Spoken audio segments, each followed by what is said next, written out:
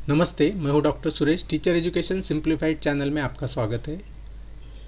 BEd admission 2020-21 round 3 की जो merit list है इंस्टीट्यूशनल राउंड की, वो मेरिट लिस्ट यहाँ पर आ गई। आप यहाँ पर देख सकते हो। आपने जो जो कॉलेज आपने मेरिट लिस्ट में शॉर्ट लिस्ट किए थे एप्लीकेशन में राउंड 3 के लिए, वो सारे आपको यहाँ पर देखने। आप पहले यूनिवर्सिटी सिलेक्ट कीजिए जिसमें भी आपने नाम दिया था। मैं फॉर एग्जांपल मेरे अपने कॉलेज का नाम ले रहा हूँ, तिलक कॉलेज ऑफ एजुकेशन में। मान लीजिए यहाँ पर मैं कैंडिडेट के हिसाब से आपने यहाँ पर चेक किया, तो आपको हर एक में लिस्ट में जाकर आपका नंबर कौन सा है मेरिट में, ये आपको देखना है।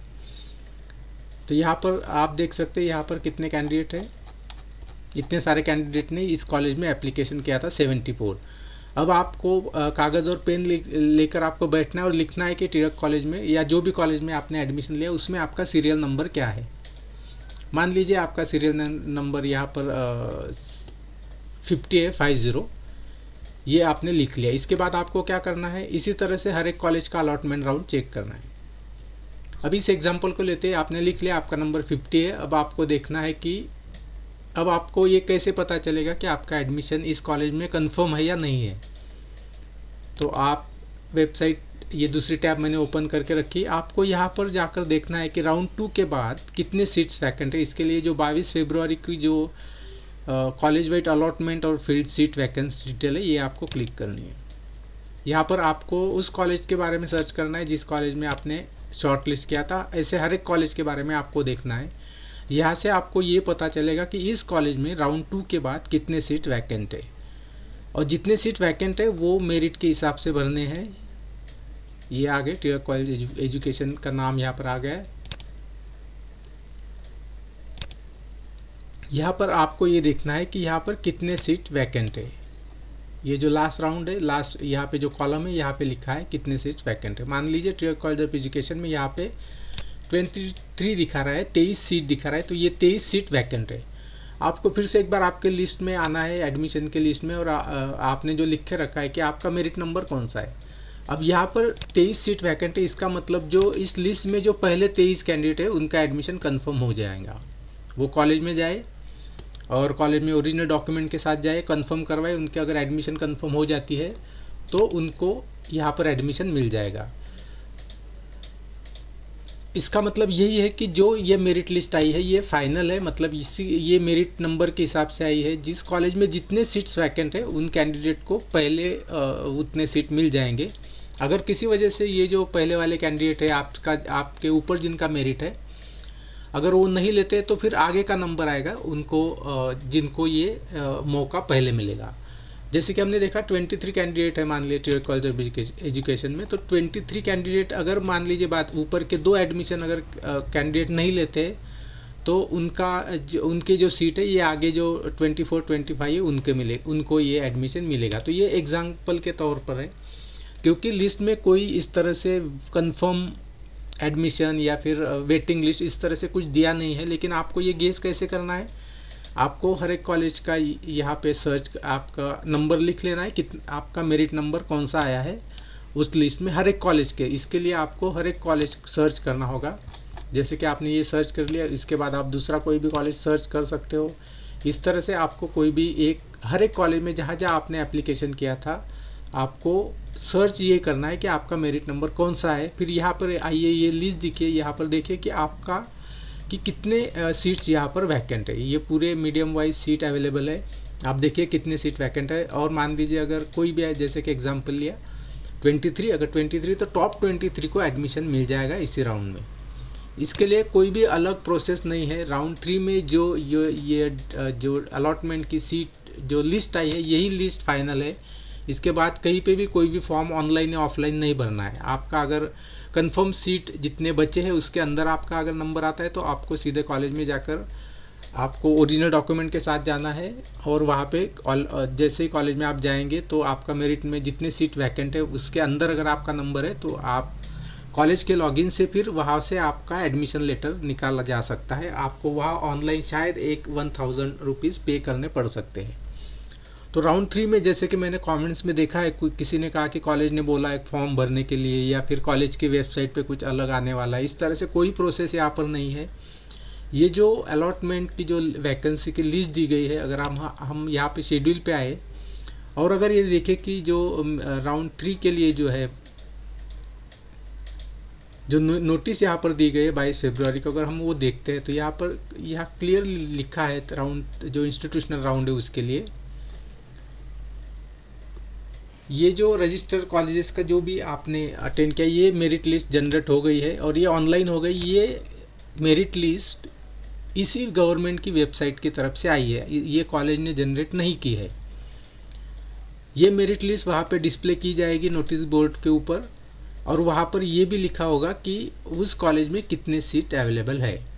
तो आमने सामने होगा, कॉलेज का ये काम है कि वो नोटिस बोर्ड पे लगाए कि कितने सीट अवेलेबल है और कितने और कौन सी मेरिट लिस्ट आई है। तो ये मैच करेंगे कि सीट जितने अवेलेबल है उतने टॉप कैंडिडेट को एडमिशन मिल गया है, वो सीधे डॉक्यूमेंट के साथ वहाँ पर जाकर एडमिशन ले सकते हैं। एडमिशन के लिए आपको ओरिजिनल डॉक्यूमेंट दिखाना है और फिर कॉलेज के लॉगिन से कॉलेज के जो ऑफिस स्टाफ है वो आपको सारे डॉक्यूमेंट वेरीफाई करके आपका एडमिशन का लेटर कॉलेज में से निकालेंगे, कॉलेज के ऑफिस में से निकालेंगे। हो सकता है वहाँ पे आपको ऑनलाइन जो सीट अलॉटमेंट फ़ी होती है 1000 रुपीज़ वो वहाँ पर पे करनी पड़ सकती है। इसके लिए कोई अलग से मेरिट लिस्ट कॉलेजेस ने नहीं बनानी है। उस जैसे कि यहाँ पे लिखा है कि ये जो मेरिट लिस्ट आज जनरेट हो गई है वही फाइनल है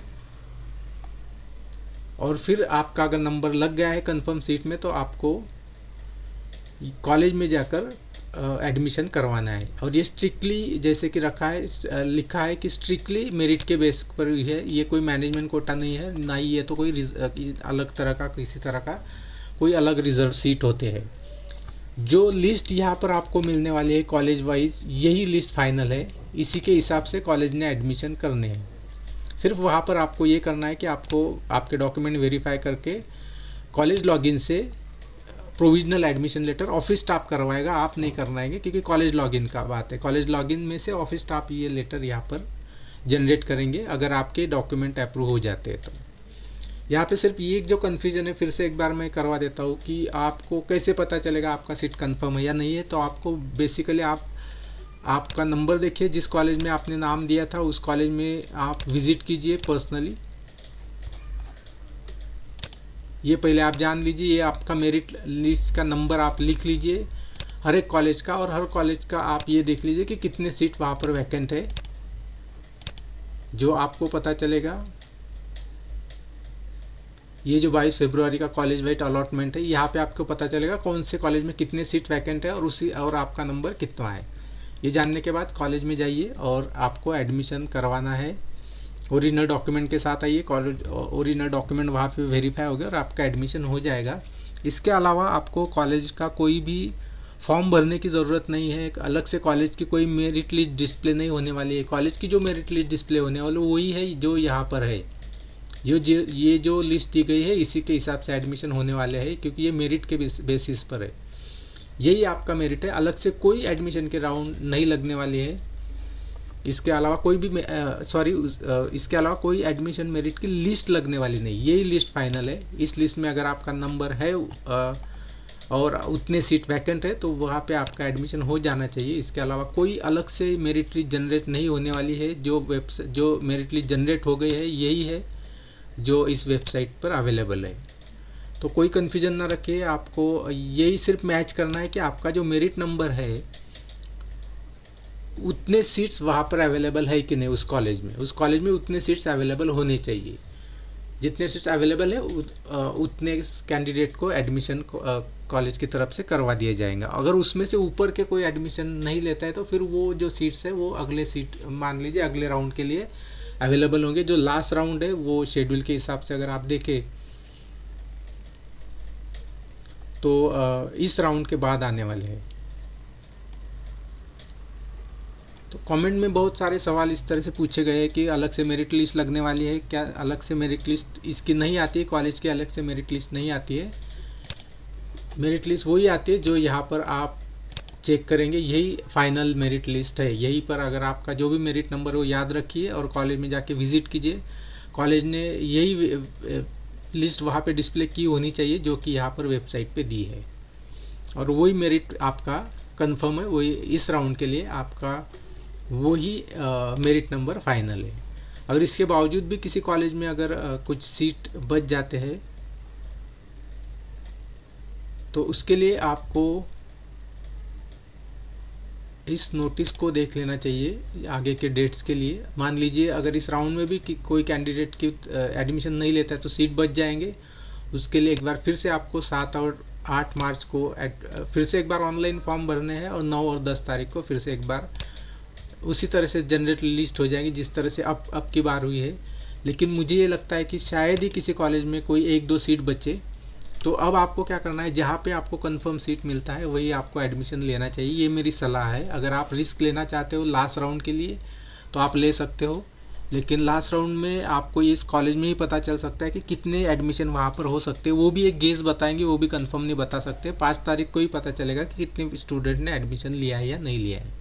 तो आपको ये डिसाइड करना है कि आपको जो कॉलेज चाहिए उसके लिए आपको और एक बार रिस्क लेनी है या आपको इसी राउंड में एडमिशन कर लेना है। तो मेरी सलाह यही है कि इस राउंड में जहाँ पे भी आपको मिल रहा है कंफर्म वहाँ पे आप ले लीजिए, क्योंकि लास्ट राउंड में आपको पता नहीं कितने कैंडिडेट एडमिशन नहीं लेंगे या कैंसिल करेंगे, तो आपके लिए सीट बचे या ना बचे। तो इससे तो अच्छा होगा कि आप अपना जो एडमिशन है इसी राउंड में जहाँ पर आपको कंफर्म मिल रहा है मेरिट के हिसाब से वहाँ आप कर लीजिए। मेरी तरफ से आपको बहुत बहुत शुभकामनाएं।